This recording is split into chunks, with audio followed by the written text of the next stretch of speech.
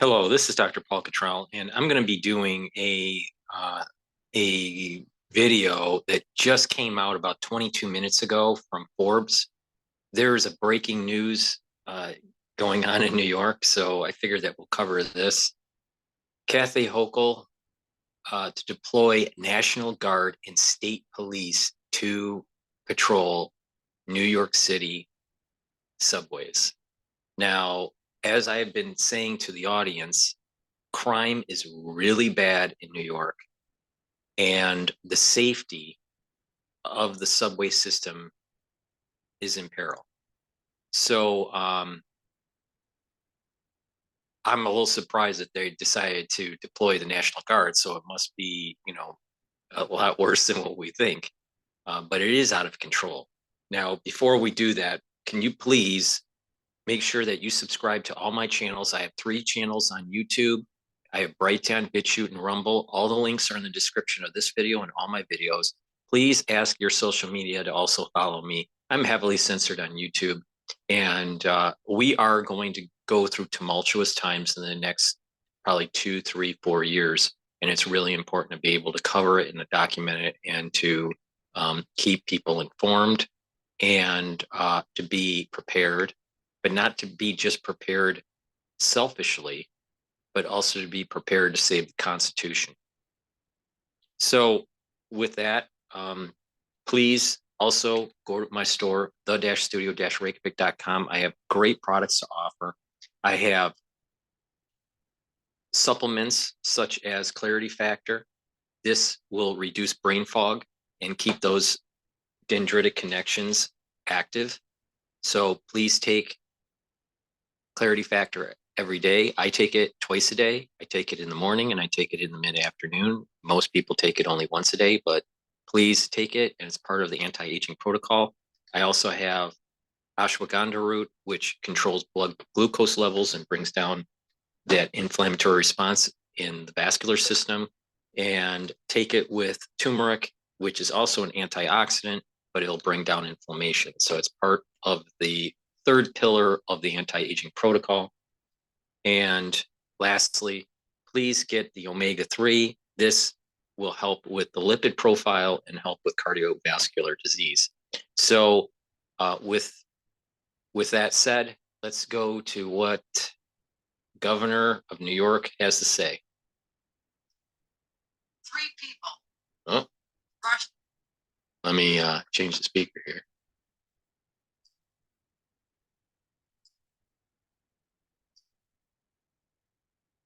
To save him. They saved his life. Over the weekend, a man was kicked onto the tracks at Penn Station. 3 people rushed to save him, pull him back into safety. That's the New York I know. When someone's in trouble, total strangers, they come to the rescue, no hesitation. She's probably been in New York longer than I have, but I'll tell you, I've never seen a New Yorker actually help anyone. That's the true heart of New York. And let me just be very, very clear. These brazen, heinous attacks on our subway system will not be tolerated. Over the last 6 days, I've held several meetings with top administration officials, City Hall, the mayor, and MTA leadership. I challenged everyone to find new ways to work together, to go after the repeat offenders that the mayor and I have talked consistently about. And I appreciate his effort on putting the spotlight on these individuals. We're focusing on repeat offenders, deterring crime, and protecting the people on our subways, our commuters, and also the unsung heroes of the MTA. This is something I've been laser focused on since taking office. Literally, the mayor was on the job 1 week and the 2 of us were in the subways. Many, many other times we stood together trying to figure out different ways to make sure people feel safe on our subways and indeed are safe on our subways. But I'm not here today to talk to you about numbers and tell you stats and statistics about what's going up or what's going down. I'm here to take action because that's what the situation requires. Rattling off statistics saying things are getting better doesn't make you feel better. Especially when you've just heard about someone being slashed in the throat or thrown onto a subway tracks. There's a psychological impact. People worry. Here's the problem, Governor. Failed liberal policies from the Democratic Party. And you represent that party. Could be next. Anxiety takes hold. And riding the subway, which should just simply be part of your everyday life, is filled with stress and trepidation. And if you make a living as a transit worker, that is compounded exponentially, that level of stress. So I say this will not stand, not on my watch. So today, in the wake of these latest attacks, I'm unveiling a 5-point plan to rid our subways of people who commit crimes and to protect all New Yorkers, whether you're a commuter or a transit worker. Point 1, I'm redeploying nearly 1,000 members of the New York State Police, MTA Police, and MTA National Guard to conduct bag checks in the city's busiest transit stations, which is why I want to introduce the leadership team that is helping us get to this point. Jano Lieber, you'll be hearing from him momentarily. You've heard him speak many times about the challenges we face on the subway, and he is so committed to making sure that our subways are safe, and I applaud his leadership. We also have Thomas Taffy, the Chief of Operations for MTA Police. The MTA Police are a critical part of this answer. But also, we have Major General Shields. This is my team, the Army National Guard, and Superintendent Stephen James of the New York State Police. All of them have come together to help us figure out the resources that we can bring to this situation. So we'll be having 750 members of the New York National Guard, as well as another 250 personnel from state and MTA police. You'll start seeing them at the tables, making sure that weapons are not being brought in, working in concert with our New York State Police, as well as our NYPD. Because no one heading to their job or to visit family or to go to a doctor appointment should worry that the person sitting next to them possesses a deadly weapon. They shouldn't worry about whether someone's going to brandish a knife or gun. That's what we're going to do at these checkpoints.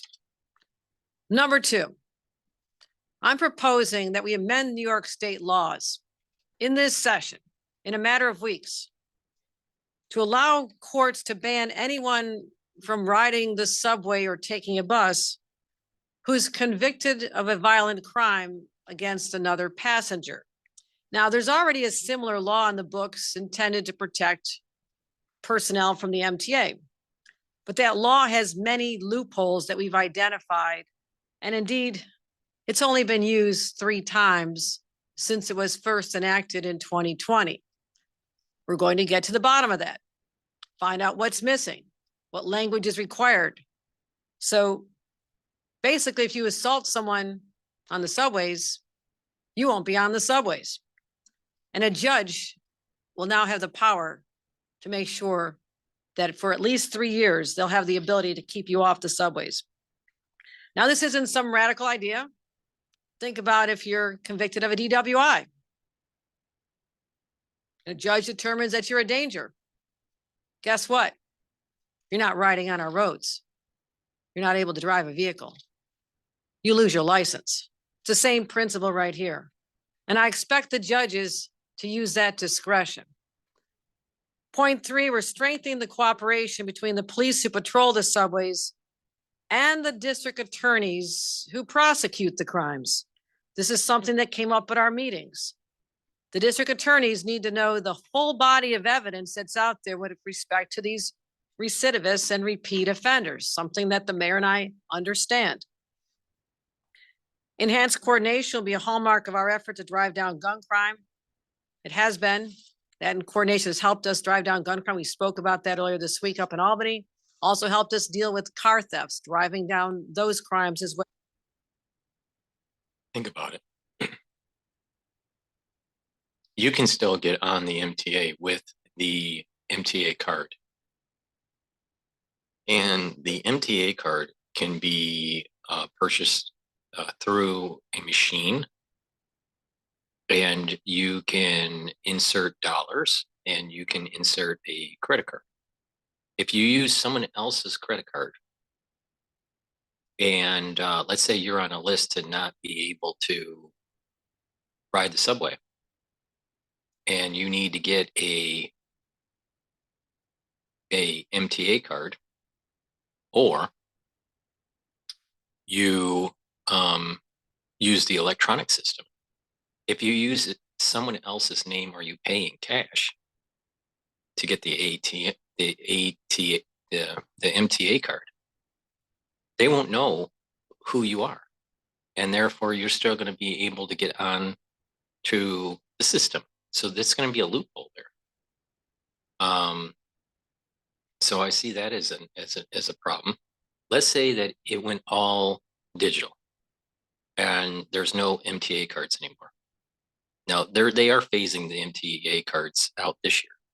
So it's interesting that that's happening at the same time that she's bringing this up.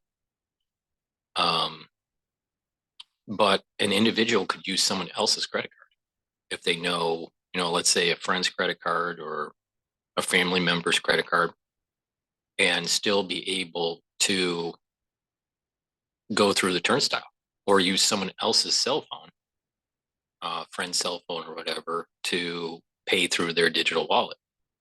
So to stop someone from riding the MTA is there's loopholes there that even if they try to fill that, there's ways around it where the system wouldn't know that it's you making the purchase.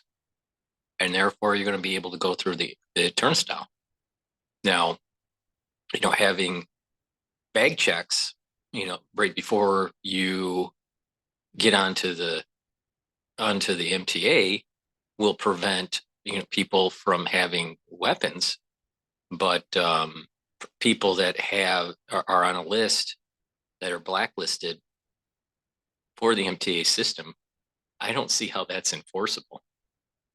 Now, someone that is, let's say, on a blacklist to driving a car on the roads, nothing's really stopping you from doing it. It's just that if you're caught, then you're more in trouble. And that may be the same thing with the MTA. If you're caught, you're more in trouble. But to actually prevent you from doing it, there's very little that the government can do.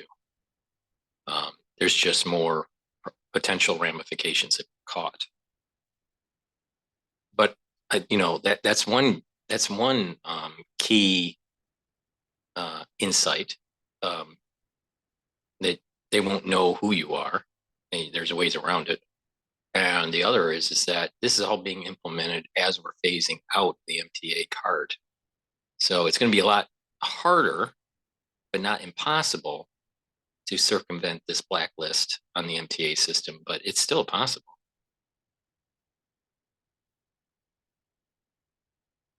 I believe it can work on the subways as well. A couple of components. Effective immediately, the MTA will work with the district attorneys and the NYPD to create a new early warning system for repeat offenders. We know who they are. They'll flag the criminal history at the time of arrest, so it can be fully considered when decisions regarding charging and bail are made. Second, we're establishing This is the point that I'm making. It's only after the fact. You can't prevent someone to get on the MTA. They can jump the turnstile. If there's National Guard and police officers around, the jumping of the turnstile will be less prevalent, but it's only after the fact. meetings between the police on the subways and the district attorneys.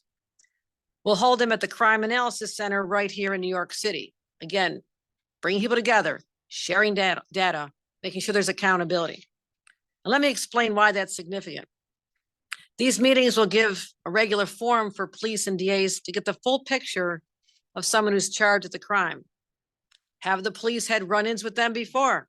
The police certainly know. Are they constantly causing trouble? Are they menacing to others? I want DAs to have all the background and information they need to make a strong case before a judge in court.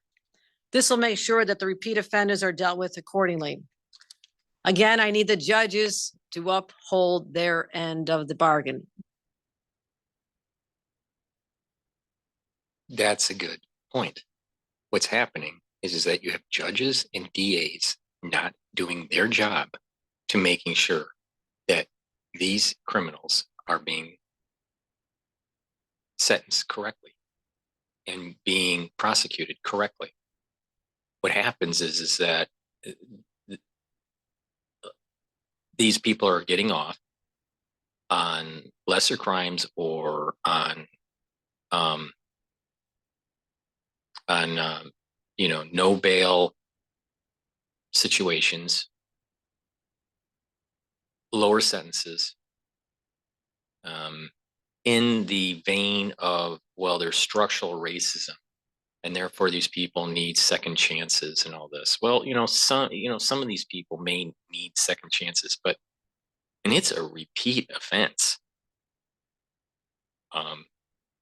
And primarily we're talking about blacks in New York. It's blacks causing most of this stuff. Some of it is illegal immigrants. Some of it is the Latino population. Some of it's the white population. Very few of it is the Asian population.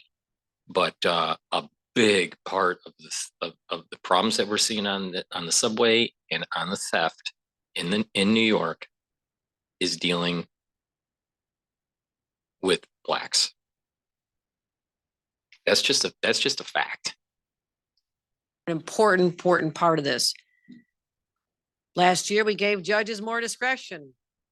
You all know the budget was 1 month late because I held it up to make sure I could get the discretion back to judges that they no longer would simply use the least restrictive means when considering bail. That is history. That is not the law. It has come to my attention that there are still some judges applying that standard. So we're talking to the Office of Court Administration, enhancing education, saying, and let's be honest, what race are these judges? What race are these DAs? I bet if when you look into it, that they're coming from a woke agenda, and many of them, not all of them, but many of them are black. Oh, the law has since changed. It has gone into effect, and that would be having gone into effect since May of 2023. So I'm anticipating that we'll see a change in results when you look 1 year from now, but these new laws have only been in place less than a year. So I'm just saying to judges, use the tools that we've now given you to protect New Yorkers. Point 4 is about protecting our transit workers. If a camera had been positioned on Alton Scott's conductor cabin last Thursday, we probably would have already apprehended the person who slashed his neck. Or maybe they wouldn't have done it at all if they knew there were cameras watching their every move. Now, I've already pushed the MTA to speed up the installation of cameras in subway cars, and thank you for your commitment to do that. We've shaved off many, many months, and every month is going to make a difference. They'll all be completed by the end of this year, not the longer period that had been first talked about. And I think that's an essential deterrent. Here's the problem. We have problems in crime. We have problems with dealing with murder in New York. And the solution is a 1984 solution. More cameras, more this, more that, more surveillance, more curtailment of civil liberties. The answer isn't more cameras, Governor. The answer is making sure that the individuals that are causing this pull up their pants, brush their teeth, make their bed, and become productive citizens. Not more cameras, not more surveillance, not a surveillance technology, not a surveillance state, not a national security state. This is what I've been warning everyone about. that we have to start thinking in terms of God, country, and family, not national guards, more of a police state, more of a surveillance state. There's going to be, because of these cameras, there's going to be whoever is tied to the camera companies and the installation companies, they're going to make a ton of money. Meanwhile, the citizen has to pay for it through taxation, and they have eroded civil liberties because there's a group of people, primarily a certain type of ethnicity, causing the problem.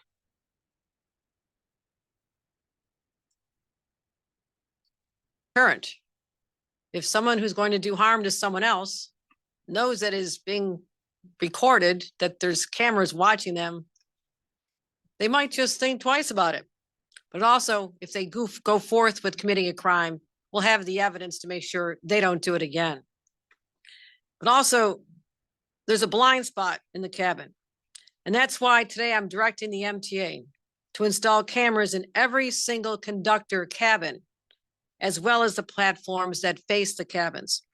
Now, these transit workers, they have hard jobs, a lot of uncertainty, especially in light of the recent increases in crimes on the subways that they have seen. They keep our city running morning, noon, and night, and they deserve every level of protection to offer.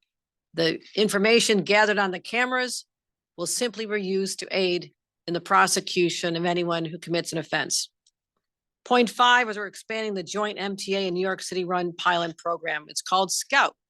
You may have heard of it. It stands for Subway Co-Response Outreach Teams. Now, these are led by mental health clinicians, but here's the difference between them and the SOS teams that I've talked about. These teams are also backed up by the police. They have police officers along for backup, and they only deal with individuals having the most severe mental health crises. Those that are SOS mental health teams cannot safely approach without police support. These are literally the people who could pose danger to themselves or to others, and it is evident. So these teams will work to get them out of the subways. They already are there, get them services and support. And if something bad happens, they can use force if necessary to have them removed from the subway. In many cases, it means getting them into the psychiatric hospitals. I've had a lot of effort trying to open up more beds so they're available. And also, we have 2 of these teams in place right now. Today, I'm announcing an additional $20 million. I want to make a statement here. Public policy, especially in the legalization of certain types of drugs, have led to more psychiatric problems, more crime, and more devolving of society. And this concept of legalizing marijuana, especially in New York, is detrimental to the life, safety, and the long mental well-being of its citizens. Not only that, they become less productive. And then, not only is our mental health issues and increased chances of dementia and schizophrenia, but there are pulmonary problems. So, it's going to add to healthcare costs and a declining productive society because of these health issues. And of course, the societal issues. Crime is going up because of these things. So liberals screw up the society in general.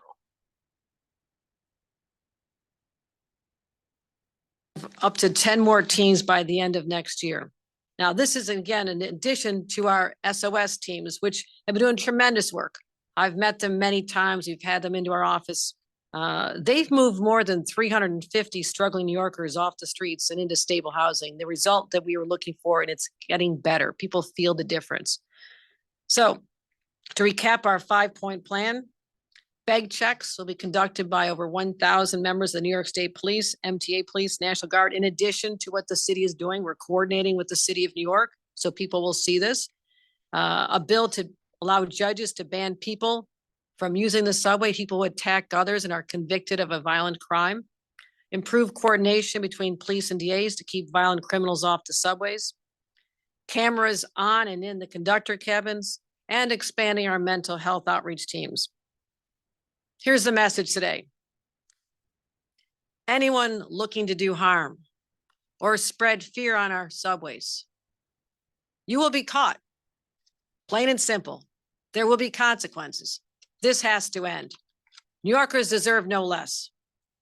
And to those who are feeling anxious whenever they walk through those turnstiles, we will stop at nothing to keep you safe, you and your family members, and restore your peace of mind. Now, to further talk about and amplify. Remember what Benjamin Franklin said. If you need to give away your civil liberties for the government to keep you safe, you are no longer safe, nor do you have civil liberties. You are not free nor safe. Liberal policies caused the crime that we have in New York. And liberal policies are trying to find a solution to the crime by building a surveillance state and erosion of your constitutional freedoms, your civil liberties. And we keep, if she makes the statement that New Yorkers deserve no less than for the government to keep you safe, we'll just keep on deploying more cameras. The cameras aren't going to stop the crime. They'll just document the crime. And if you have a district attorney and you have a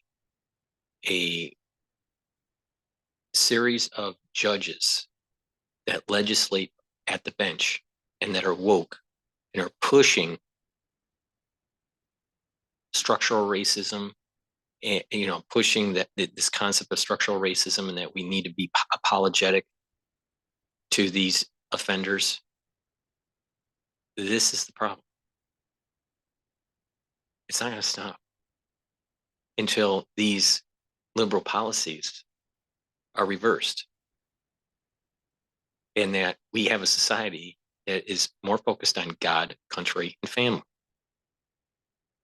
instead of this hoodlum mentality that has been running rampant, I would say, at the end of the third term of Bloomberg's administration. It got a lot worse under de Blasio, and it's even worse now.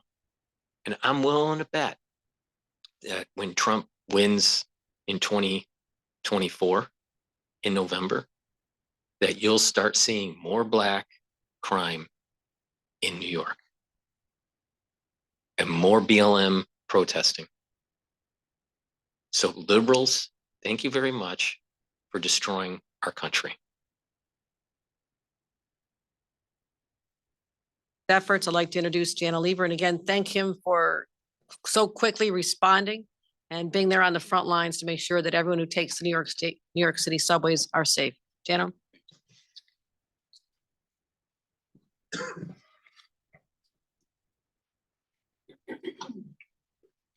Last year, in the face of huge challenges, Governor Hochul stepped up for subway riders. With her budget, she rescued the system economically, protecting us from cuts in service, layoffs, and even massive fare hikes that so many transit systems nationwide are facing, for example, in New Jersey. Together with Mayor Adams, she launched the Cops Cameras in Care initiative to improve safety within the subway system, surging officers underground, challenging us at the MTA to ramp up the installation of security cameras, and bringing in new resources to help those most vulnerable New Yorkers who are sheltering in the subway system. Again and again, our governor has shown her commitment to transit safety, and to our riders. That work has had an impact. Yes, although we are focusing today on the perception of safety after cops cameras in care, the surge in subway crime was beaten back last year.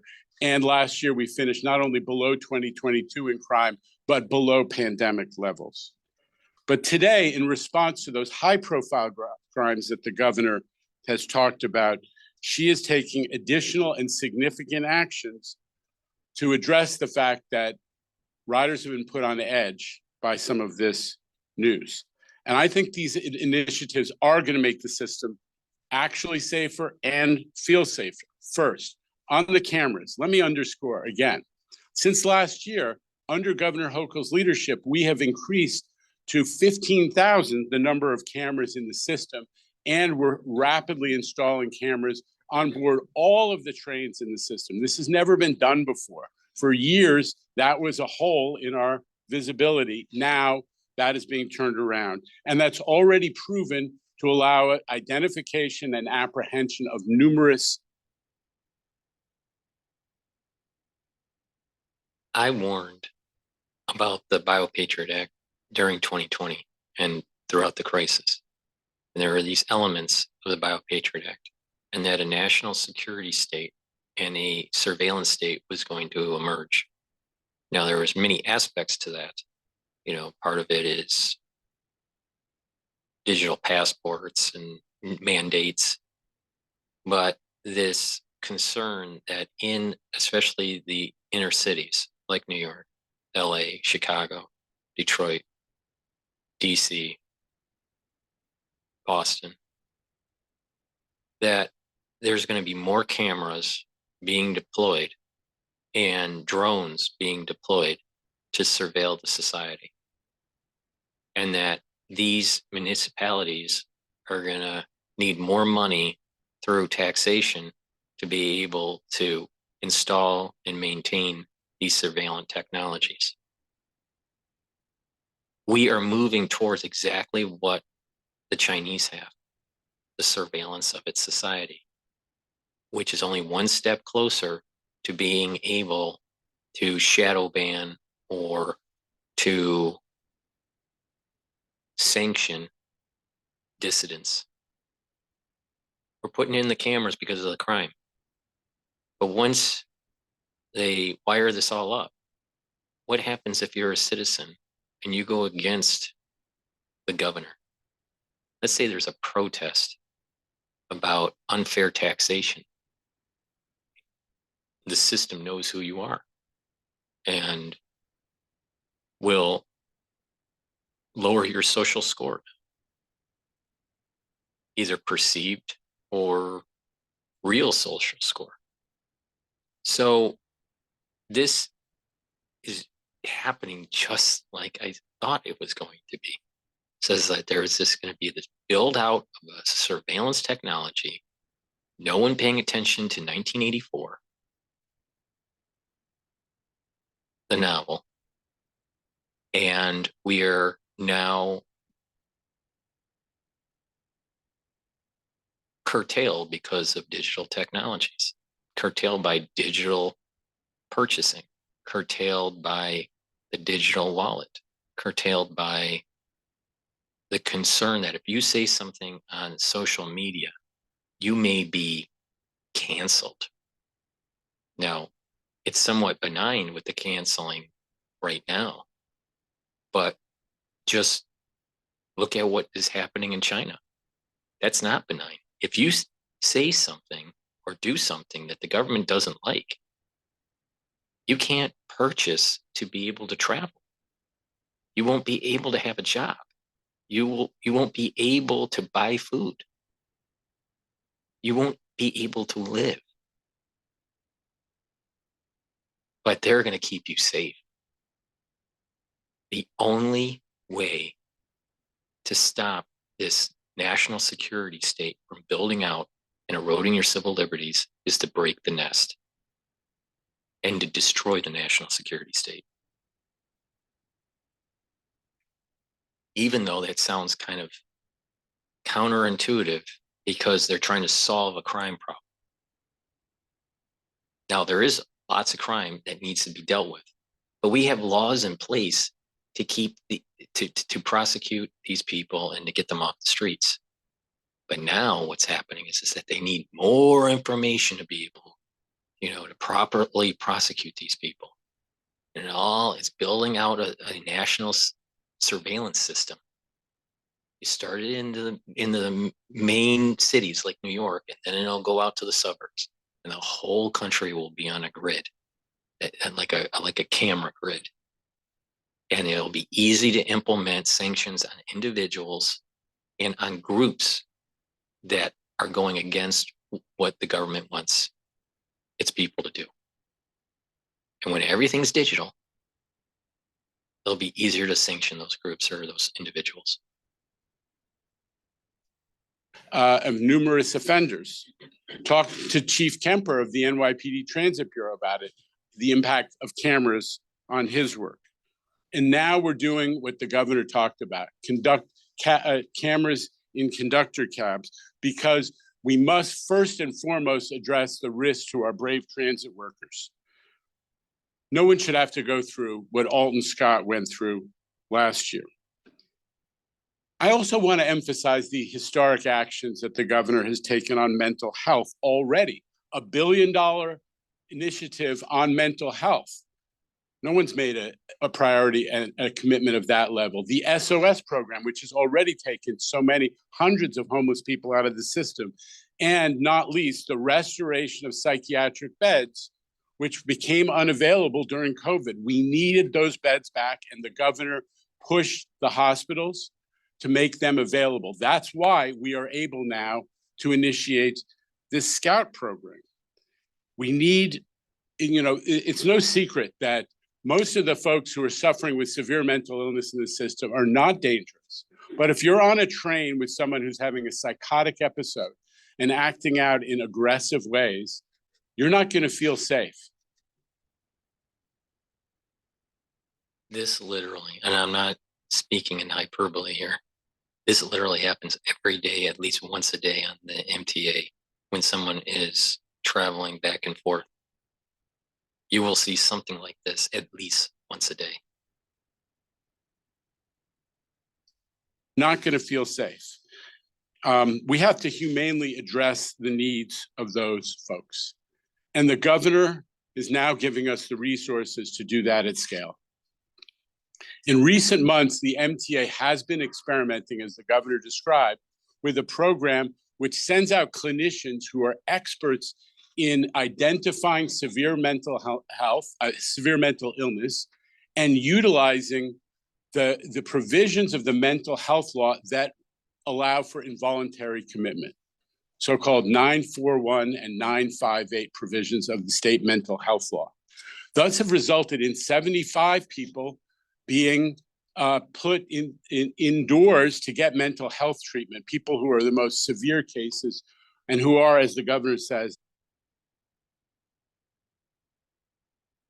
on the surface, everything sounds so great, right? You have a mental health crisis that's going on in New York.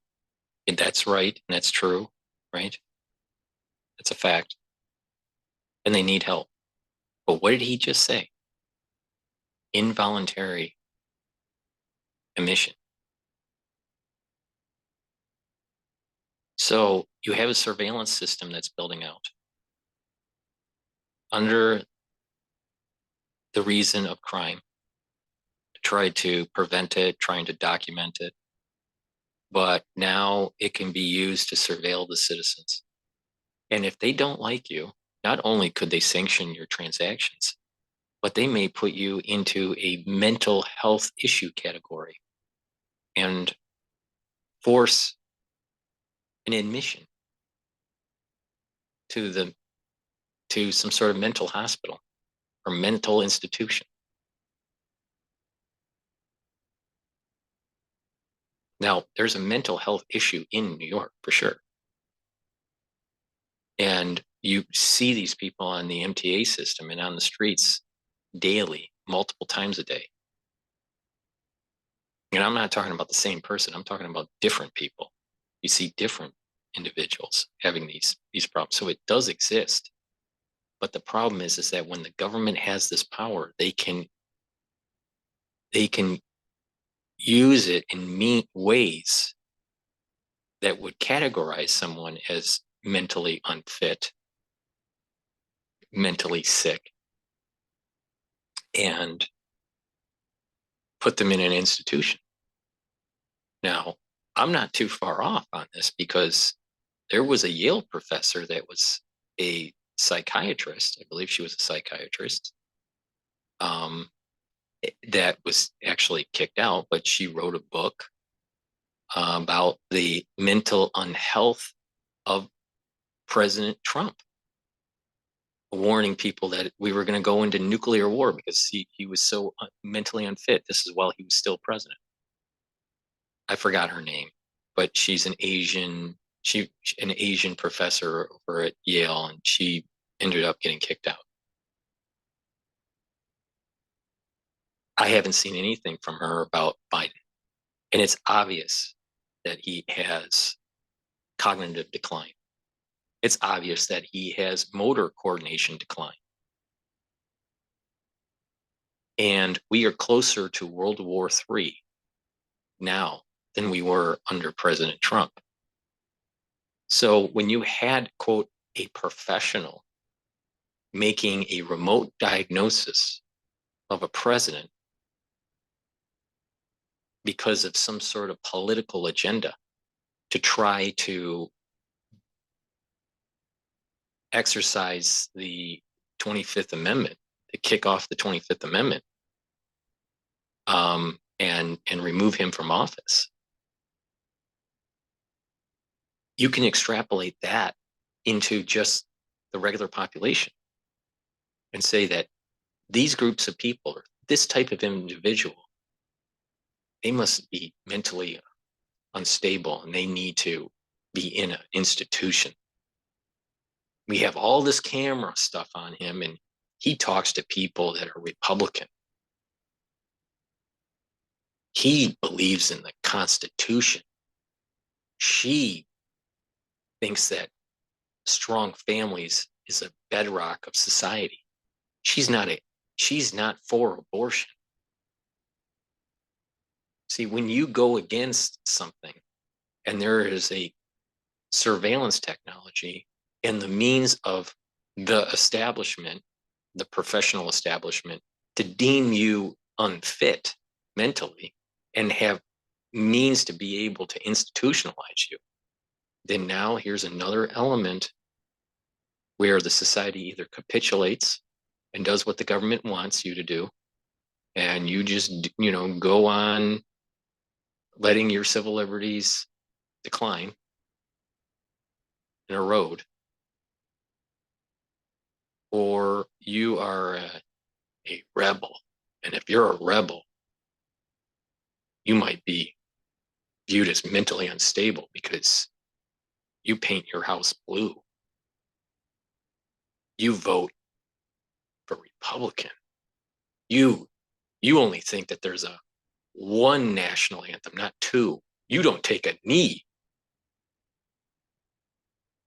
at a sports event. How dare you? How dare you not take a knee?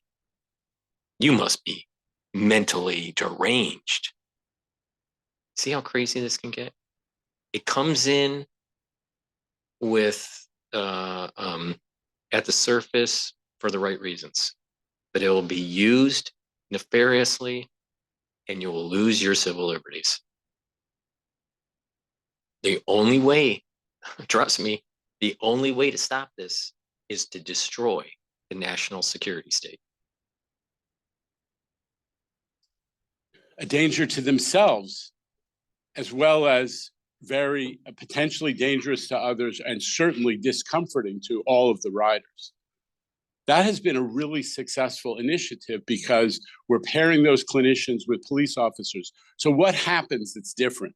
People spend the time, those clinicians are spending whatever time is necessary to make a connection to that person, to diagnose their condition, to evaluate whether involuntary commitment is required. And because they're spending the time, because they're backed up by cops and they themselves have a sense of safety, you know what?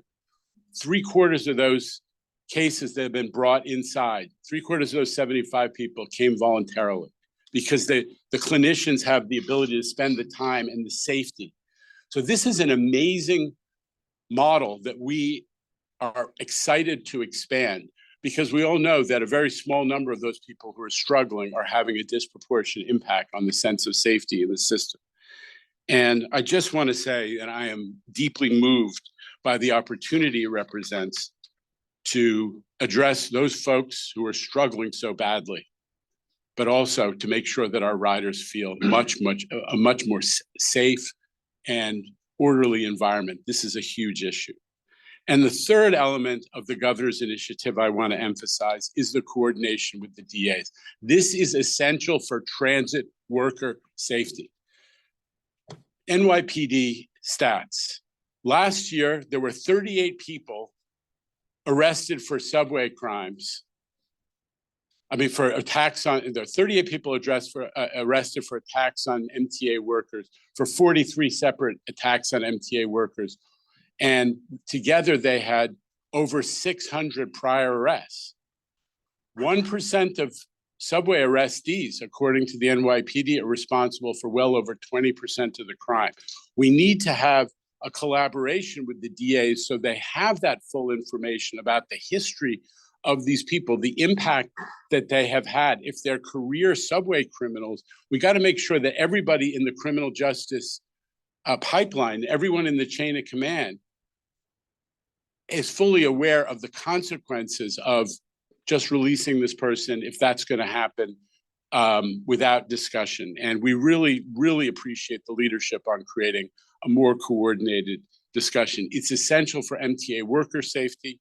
It's essential for MTA rider safety. And one other stat is, of those 38 arrests, there have only been 11 indictments. We have to have a dialogue about, when folks are arrested, are they actually is action being taken? And it's super important. So in closing, I just want to say, I believe that the actions the governor has announced today can have an impact, not just on statistical safety, but on the perception and experience of our riders, which is essential to make New York the equity transit system that needs to be, that everybody who depends on the transit system can use it to get to jobs and education and opportunity and feel that they're in a safe environment. So thank you, Governor. We're ready to move forward on the implementation. I get to introduce Tom Taffy, who is the Chief of Operations of the MTA PD and a great partner in everything that we do in MTA law enforcement.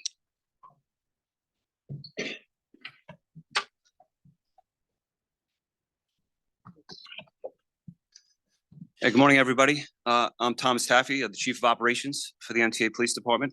On behalf of Chief Mueller, the Chief of Police, and the men and women of the NYPD, of the MTA Police Department, I'd like to thank both the governor and the chairman for their support in our shared subway safety mission. A little bit about me, because I'm a lesser known figure here. I was born and raised in the city, in the Bronx, and I have been one of those commuters my entire life in the subway station. I've worked in law enforcement for nearly 30 years now, 27 of them in the NYPD in the last 2 years, almost 2 years here in the MTA. So I've seen the highs and lows throughout these many generations, and I know that focus on reducing the fear of crime is as important as reducing crime itself. A focus on controlling disorder and, as was mentioned here, recidivism. Policing can be and is twofold.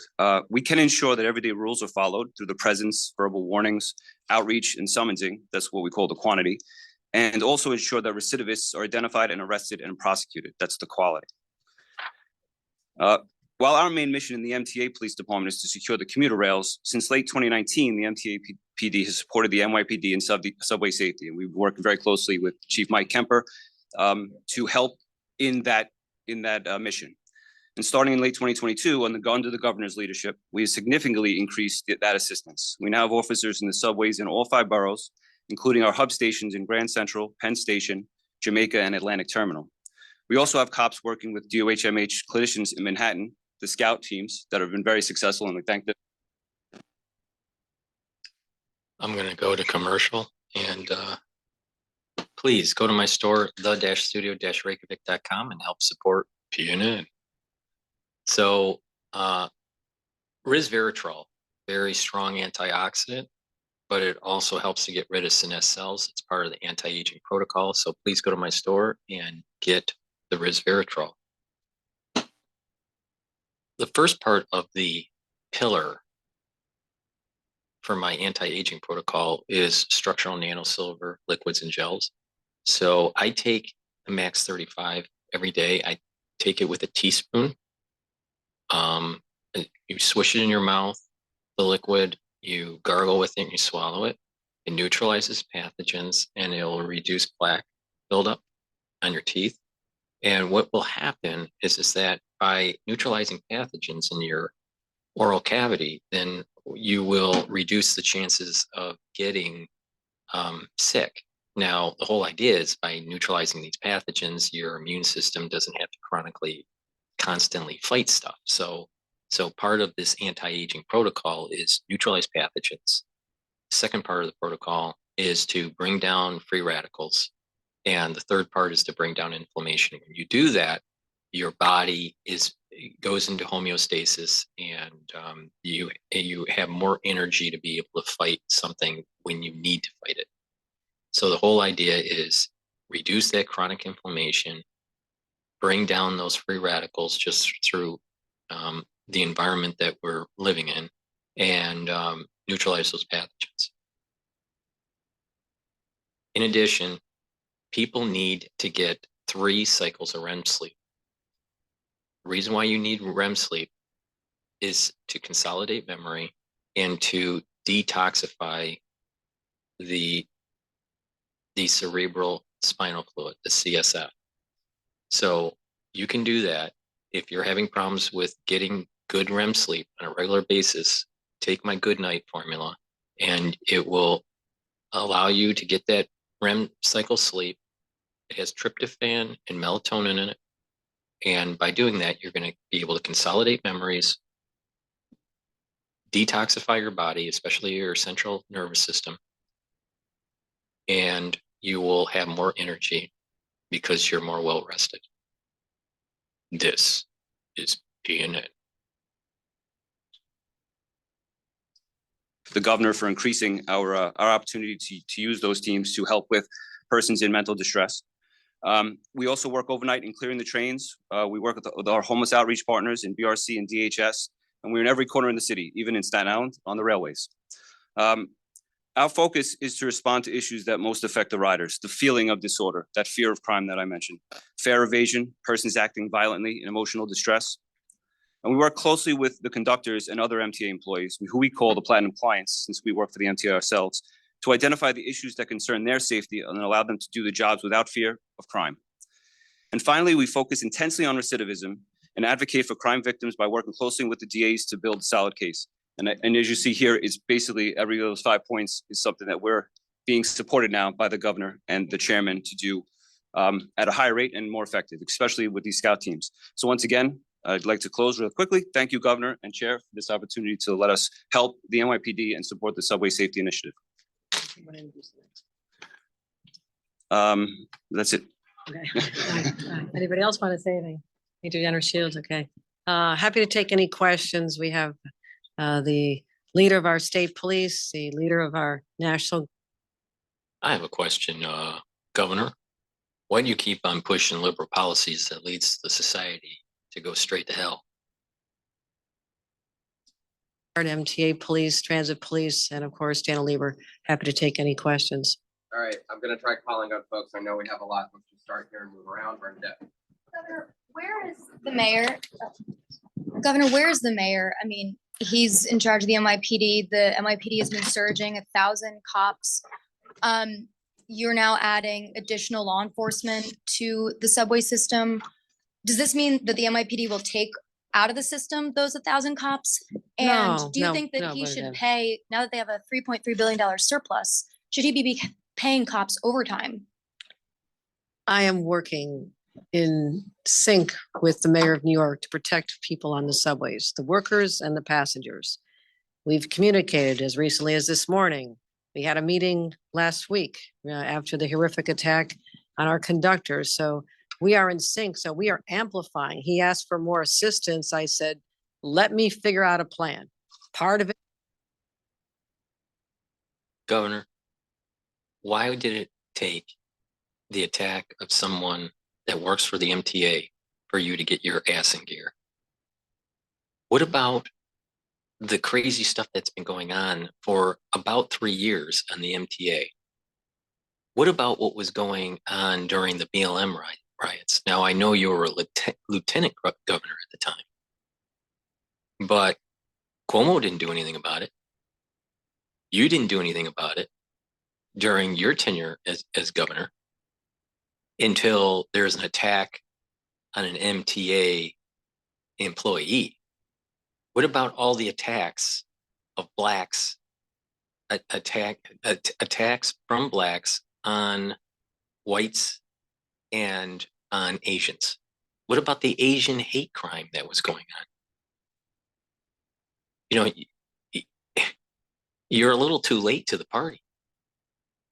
And let's be frank about this. Liberal policies led this problem, allowed this problem to emerge. And now we're going to assume that a Democrat governor, a liberal governor, it can solve the problem. If anything, you're going to make it worse. Is something that is out of his jurisdiction, but I've asked him for his help in getting legislation passed in our state legislature to empower judges to remove people who've been convicted of a crime from using the subways. He supports that. Our DAs support that. So there are areas where I'm adding enhancements. He is continuing his work to be the primary. The NYPD is the primary law enforcement entity to protect the subways. That has not changed. He ramped up 1,000 workers. I have said I'm shifting some 750 National Guard. I'm bringing them to the stations. I'm also said I will bring resources from the state police and more from the MTA police. So what you're seeing here is an act of coordination, the likes there has never been seen before between the governor and the mayor to protect our subways.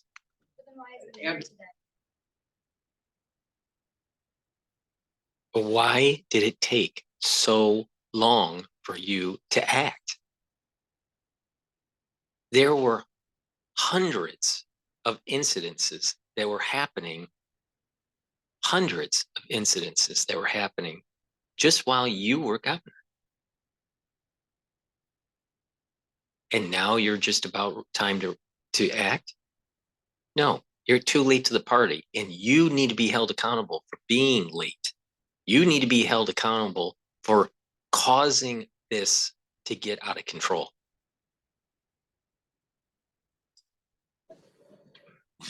And we have different schedules. We spoke yesterday. We talked about this all the time. I don't think that that's necessary that we be standing together. He did an event this morning. I don't know how you could possibly infer that I'm not working with the mayor because we actually have a conflict of schedules Well, I today. think that Our she is schedules working change all the with the mayor. time, Bernadette. Andrew Zip. On the issue of funding the initiative, what City Hall told us yesterday was when this previous surge was very successful, there was a $62 million price tag over 4 months that the state paid for. And that when the money ran out, the city tried to do it themselves and it fizzled.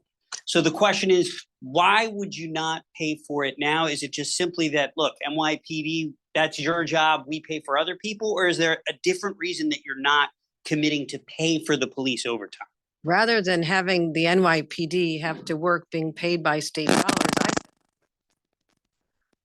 let me bring more people to the process right now. I'm ramping up 1,000 people to help solve this crisis. So they just want more help. And the mayor has many requests before us in our state legislature, many requests. And I'm glad to see that their surpluses are looking, or their finances are looking better than they had been. But that being said, I'm going to be responding to many needs of the mayor and the city of New York in our budget. And so I said I can do something more immediate than a budget request. I can give you bodies right now. And I think that's actually puts us ahead of the game. Morgan. Good morning, Governor. Thank you. So how long do you expect to use the National Guard in this initiative? How long do you expect the program to go? And then on the bag checks, how do you hope to prevent us to go back to a time of stop and frisk?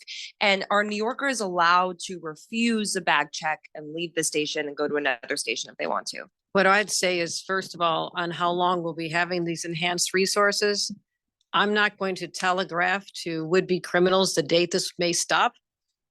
Okay, that's not a good strategy for protecting the public. I'm not going to be saying how long this will go. I'm going to go as long as we. It'll go as long as you have money.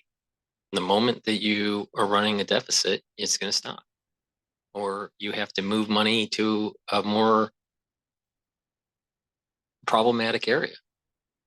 And it's probably not going to last for very long. It's necessary. With respect to stop and frisk, it's an absolutely different dynamic than random spot checks or people who are thinking about bringing a gun or knife on the subway. At least this creates a deterrent effect. They might be thinking, you know what?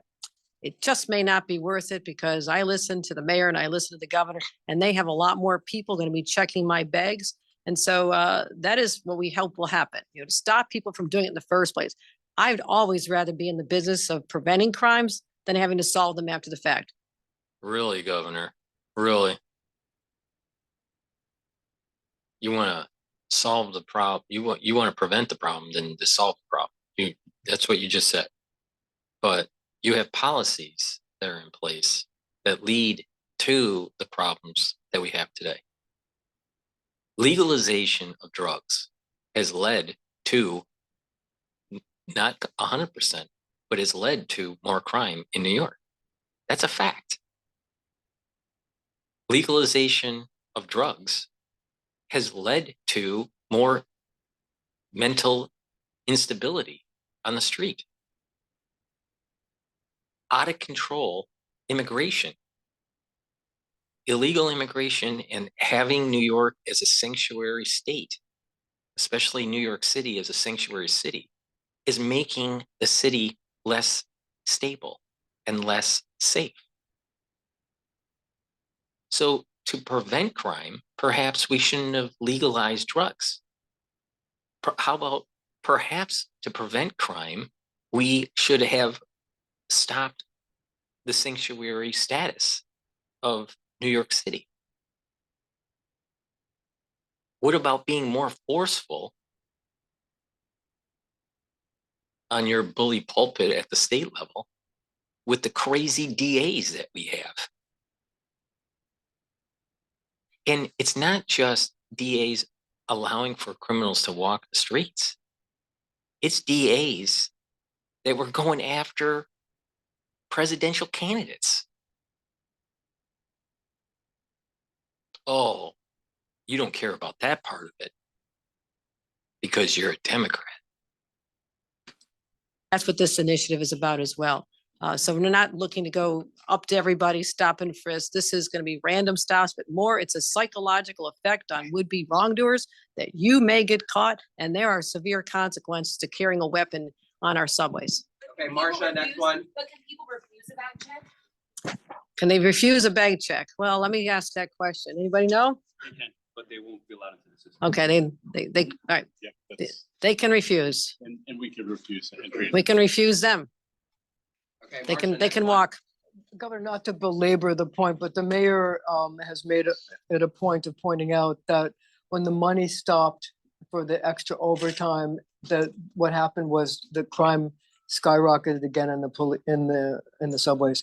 So the question I think a lot of people have is how long is this commitment to have the bag checks, and how long is your commitment to do all these other things? Because to them, he said that yesterday he has to make extra police in the system, what he called the new normal. Mhm. And I'm wondering if you're going to be a partner with him in helping him have the new normal so that you can have more police, more bag checks. I'm going to go to commercial. The best way to not be as stupid as some of the liberal New Yorkers that are out there, please go to my store, the-studio-reykjavik.com, and get a very strong antioxidant. I have C60. I have it in coconut and avocado. This one is coconut. You take a full dropper or a teaspoon of it a day. I have it in a 2 ounce, 4 ounce, and an 8 ounce configuration. It's a very strong antioxidant. It soaks up free radicals, reactive oxygen species.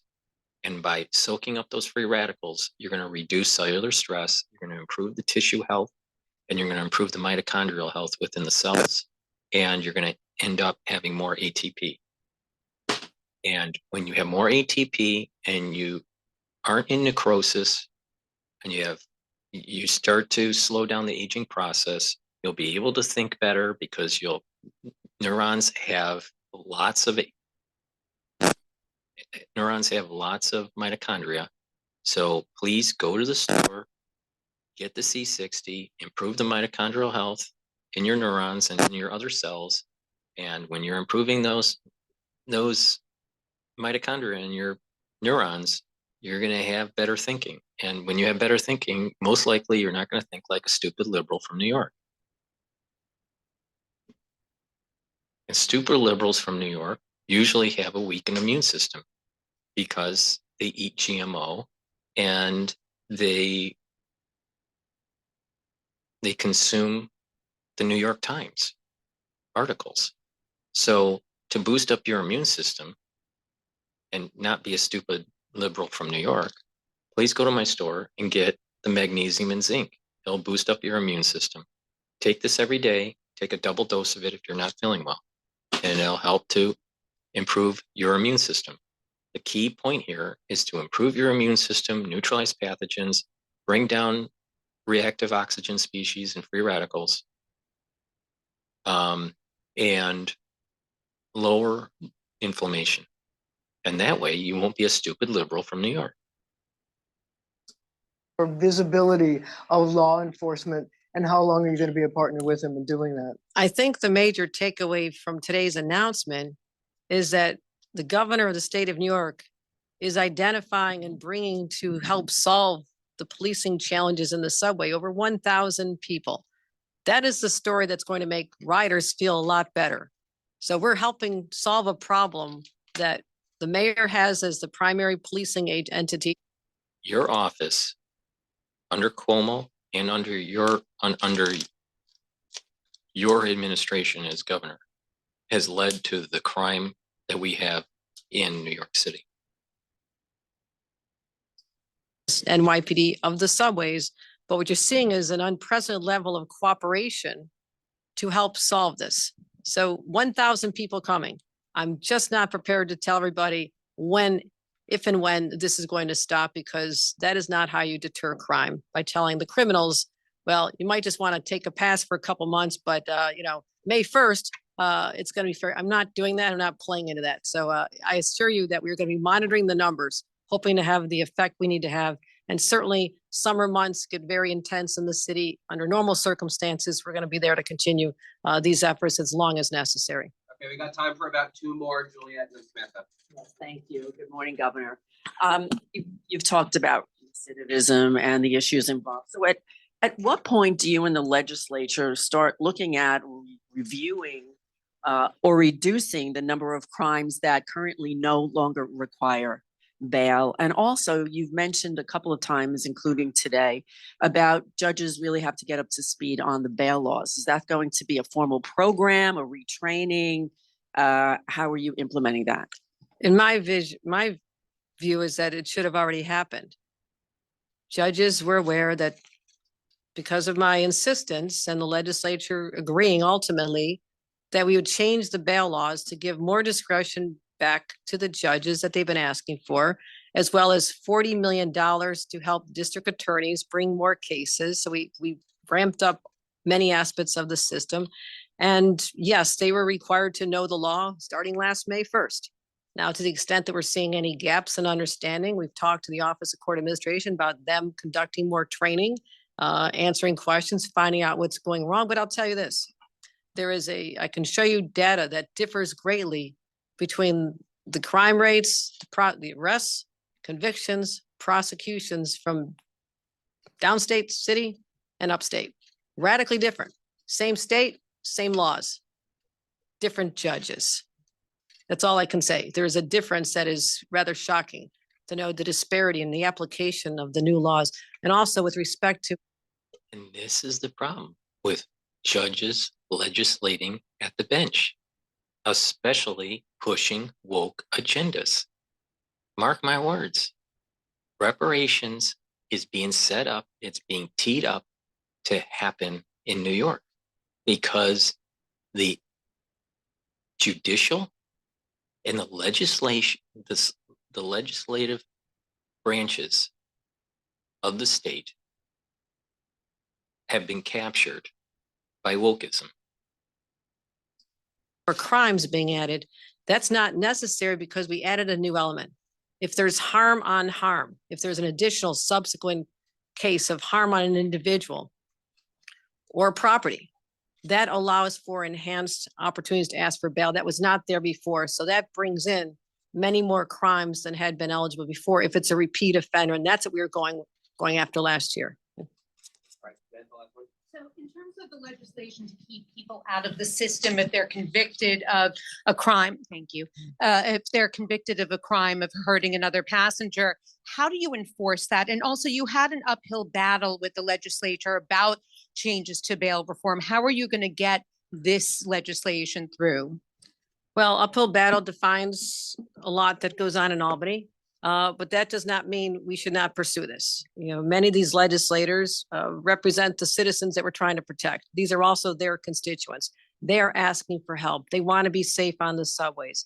So this is simply a way of saying that, similar to the fact that you cannot drive a vehicle if you've committed a violation of our laws, that we take away your license, you don't have the privilege of being on the roads. There's no right to take our subways. It is a privilege. And if you violate that by committing a crime and harming others, it seems to me the most logical consequence is you cannot be in that position again.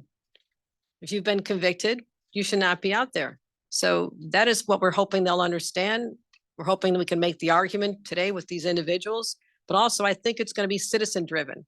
The citizens should let the legislators know that they want more protections, and that'll also help make us make the case in the next couple of weeks as we wrestle with this in Albany. So thank you. Everybody. How do I enforce? Yeah, how do the police enforce a law like that? We've had, Go ahead. we've had several transit bans, and in every case, when there's been a violation, the person has been identified and it's been brought to the attention of the criminal justice authorities, so the court and the DAs. So our problem has not been identifying when. It doesn't answer the question. How do you prevent them writing the MTA after they've been blacklisted? You don't prevent them. It's only after the fact. They write it after they're on the blacklist, and they do something and you catch them, and somehow the authorities are notified. But it doesn't necessarily prevent them from riding the train. And they can jump the turnstile. They could use a credit card in someone else's name of that. If the MTA was trying to prevent a transaction with a certain name, right? Or a certain ID on a phone or whatever, they can circumvent that. And many of these people that are going to be doing these kinds of crimes are probably just jumping the turnstile anyways. So you can't prevent it. It's only after they do something and they're caught again that their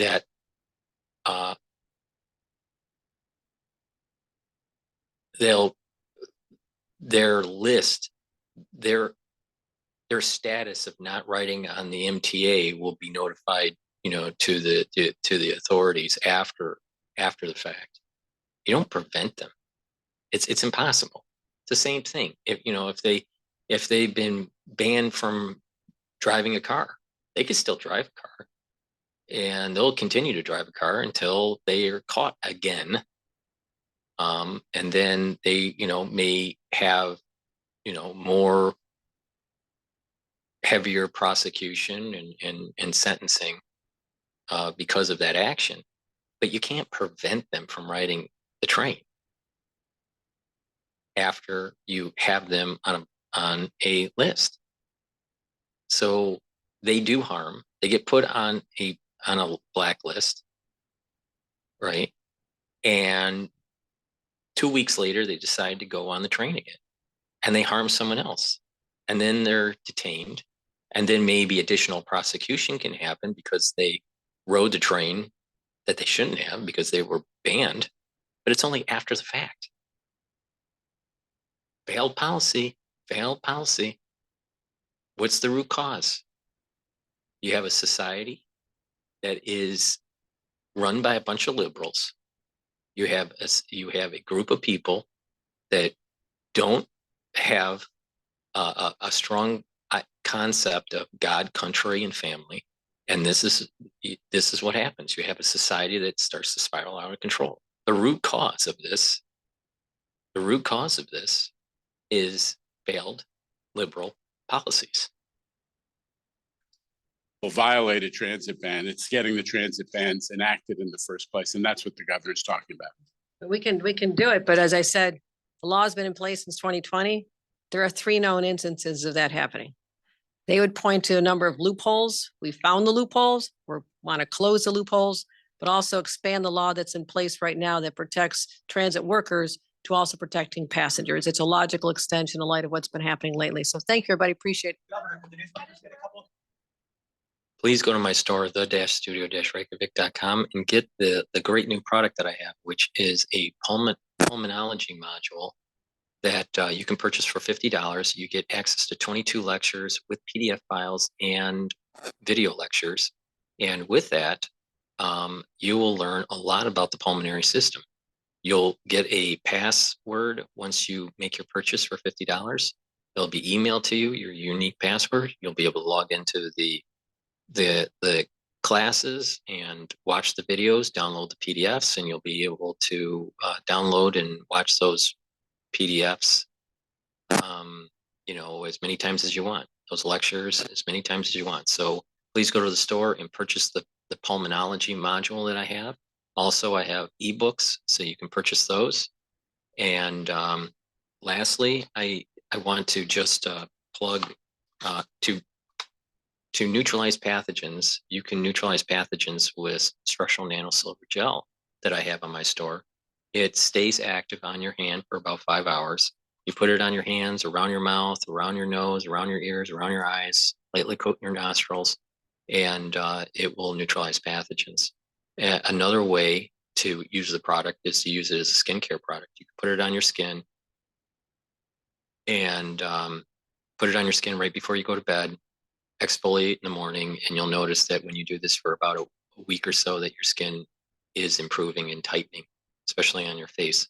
So please go to my store, the-studio-reykjavik.com, get the health products that I have and the courses that I present, and you'll learn a lot, and you'll learn on how to improve your health and